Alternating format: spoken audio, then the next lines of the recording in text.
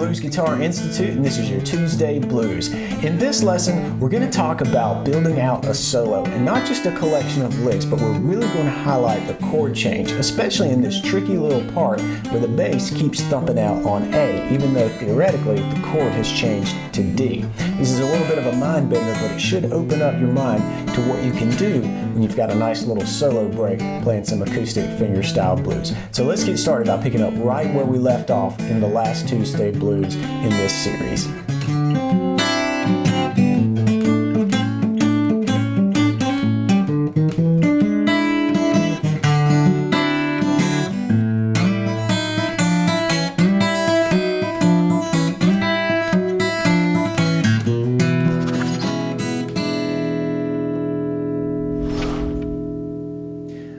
To recap real quick where we left off in the last Tuesday Blues in this series, we were right here kind of hinting at this D. We moved out of this nice A major sound, and we definitely got a little bluesy, a little grittier as we were hinting at this D by doing these quarter step bends from this C note here, 3rd string, 5th fret, finally resolving to a hammer-on on the D on the 3rd string.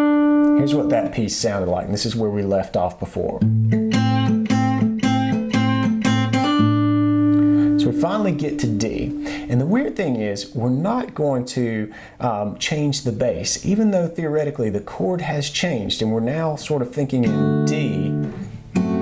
What we're going to do is keep this A bass going and make sure to have a good heavy palm mute here, because what we're really going for, rather than getting a D in the bass, is just that thumping sound to keep going. And it's a really cool way to just push through with your thumb, keep that driving beat going. And the note technically is wrong, I guess, because this is an A in the bass and not a D in the bass. But as I mentioned in the previous lesson, I don't really want this higher sounding D, this open 4th string in there.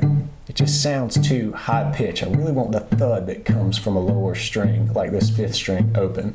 And the A actually does work because it is a note in the chord of D. Here's your A right there. So we're going to continue keeping that pulse going using that 5th string. So keep that thumb rocking right along on the quarter notes. And what we're going to do is once we reach this hammer-on, we're going to shift really into a different position on the neck by bending up on this 6th fret 2nd string, doing a quarter step bend, a nice little blues bend. And I'm doing that with my middle finger because it's right there in position to do so. And then I'm going to move back to the D note to really just spell out the fact that we're in D now. And this D is the 3rd fret on the 2nd string. So this is the minor 3rd, falling back down to the root in the context of D. So we really just shifted our thinking away from A and this real A major sound we had going to now a real D minor, and specifically a minor pentatonic sound. So we're keeping the bass going, and we're going to bend and then hit this D note here in between the bass pumps.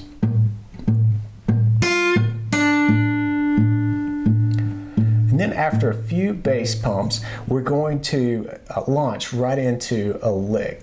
And I'm going to play this lick up to speed for you, and then I'll play it through slowly, and then we'll come back and we'll talk about the notes that you need to get this thing down.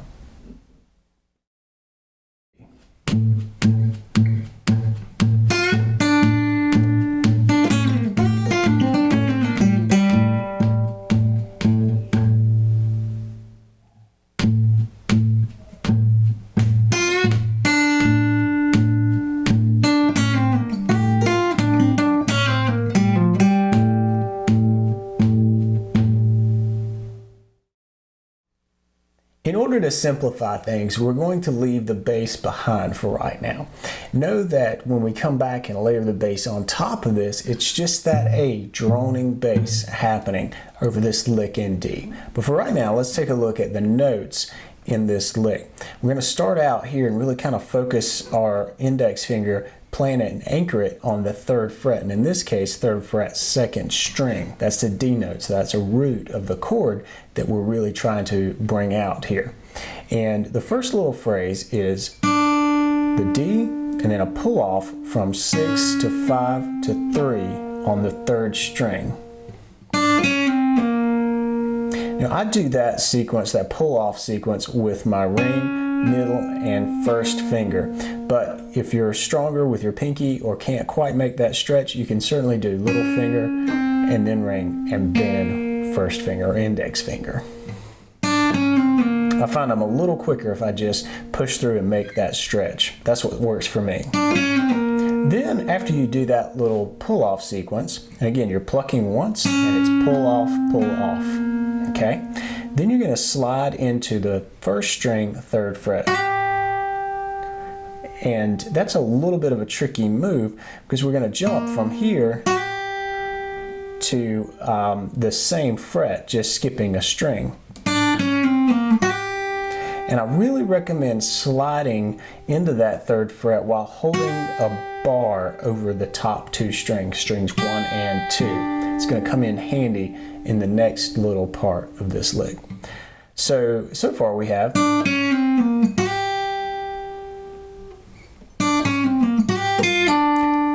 Then we do this pull off, and I'm reaching up here. I'm doing it with my ring finger. You could certainly use your little finger if that stretch is not comfortable for you.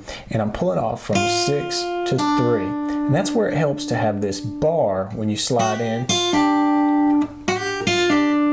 like that, so that your index finger is ready and you don't have to move again. You're already in position here to do that little pull off and have this 3rd fret ring nice and solidly. Then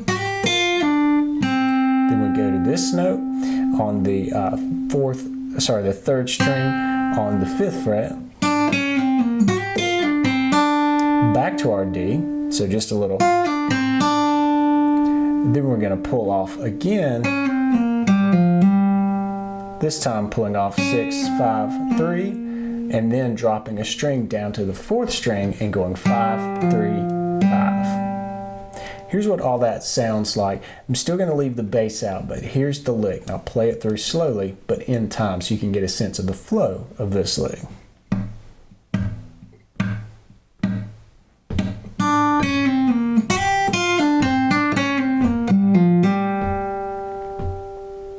Now if we layer in the bass, we're just going to pump that out on the quarter notes, so on the 1, 2, 3, 4.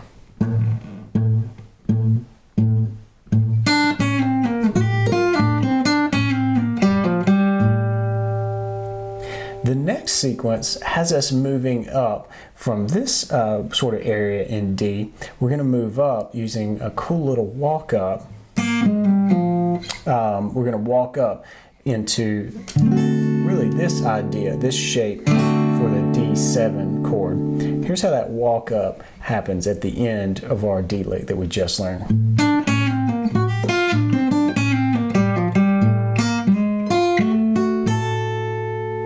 So we start out the walk up by going back at the end of this lick and hitting the 3rd fret, 3rd string, and then get in this position here where you're not going to play these exact notes, but it just helps me to go ahead and get in this position with my ring finger and my little finger.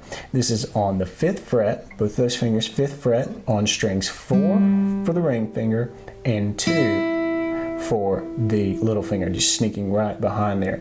Because what we're going to do after hitting this 3rd string, 3rd fret note, we're going to slide up from that 5th fret to the 6th on the 4th string, and then pluck the 2nd string, and then slide again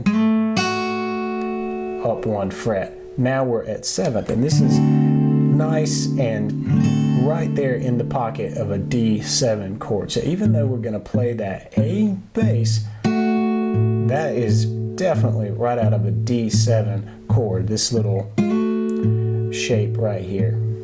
So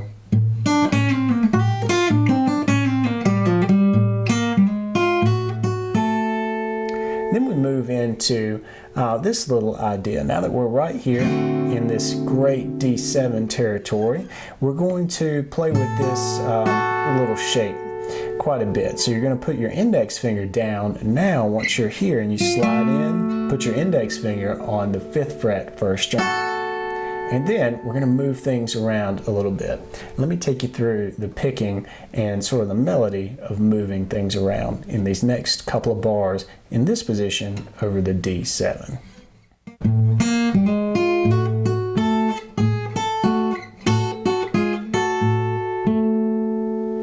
So we kind of switch into an alternating bass there, where we get into this just like that. And again, we've got that index finger on the A note there, 1st string, 5th fret. And there we just reach back. I'm kind of moving my whole hand, but we're really just grabbing this one note a fret down.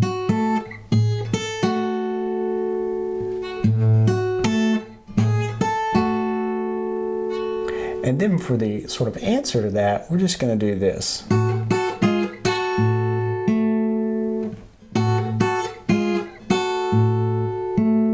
So we've got an alternating bass going from 5 to 4.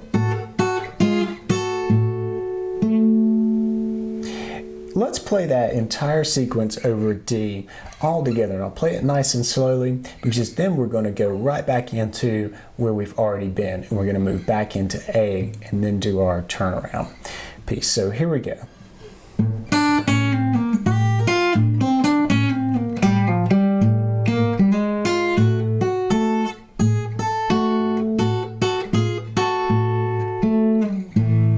From here, we're going to change chords, and even though we've got that A drone bass happening, we're now back in the A chord when it comes to our progression. So we're really going to make a statement. We're going to head down to this bar chord shape, this little power chord here, and then we're going to launch right back into our A groove. We did this in a previous lesson, so I'm not going to spend any real time on this picking. Make sure you check out all the lessons in this series if that part is new to you. And just as we did in that previous lesson, we're going to walk up on the 5th string into this shape for the E7. It's a C7 sort of shape, just moved up from C. There's our D, and then E7. So we're going to walk up, walk down after a little strumming, back into D7, and then walk down to the 4th fret on the 5th string there. We're really highlighting this walk down here on the 5th string, followed by an open A, and then the turnaround that we picked up in a previous lesson.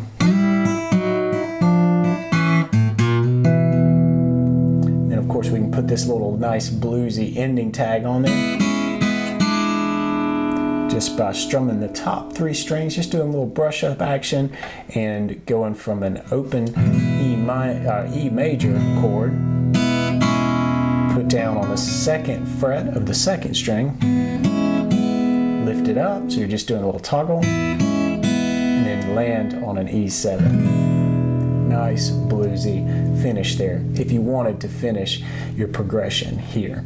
So let's recap all of this, and I'll do that by playing through the entire piece that we picked up today. I'm going to pick up from this little bit here. That deal. We're going to string that together with how we shift down into our D position here, and then how we walk back up in our D position there, all while keeping the A bass going, and then finally moving into a big finish, strong finish back in our groove. That whole deal. So here we go. I'll play this through slowly, then I'll play it up to speed.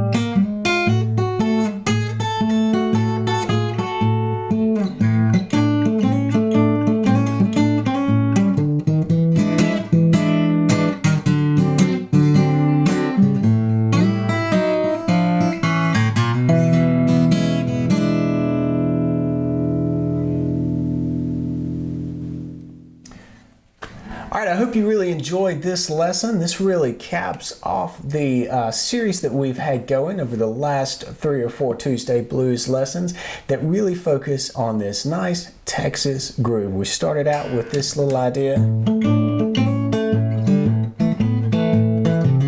and really built things out from there. We've covered a lot of cool concepts like how to take that and embellish it with some licks, and then we learned how to actually just stop the whole groove and just get into the pocket and play a nice solo that really plays through the chord changes. If you want to grab the tab to this, I highly recommend it, especially the Guitar Pro 6 version of this tab, because you can get the software, you can set it to a beat per minute or a tempo setting that works for you, and you can practice through the tempos until you can absolutely nail every little tiny bit of this. And I've got that for you as long as you have a free membership to Blues Guitar Institute. And also, if you're watching this video on YouTube, do me a favor and hit the subscribe button. When you do that, it lets me know that you dig this stuff, and it helps get these lessons out into the videos of more folks on YouTube that really dig watching these lessons, and hopefully more than watching them. I'm hoping you're picking up a guitar and putting this stuff into action. So do me a favor, hit the subscribe button, and I'll see you next week for a free lesson on Tuesday.